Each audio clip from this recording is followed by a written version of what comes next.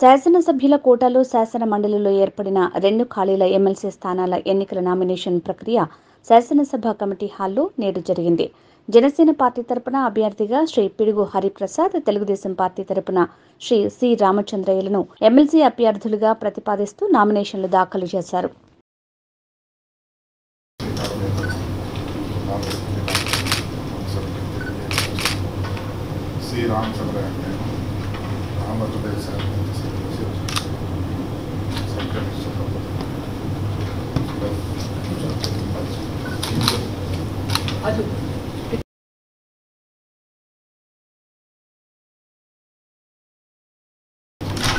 పిడుగు హరిప్రసాద్ అను నేను ఆంధ్రప్రదేశ్ శాసనసభ సభ్యులచే శాసన పరిషత్ స్థానమును భర్తీ చేయుటకు అభ్యర్థిగా మాటుదుననియు దైవసాక్షిగా ప్రమాణము సత్యనిష్టతో ప్రతిజ్ఞ చేయుచున్నాను.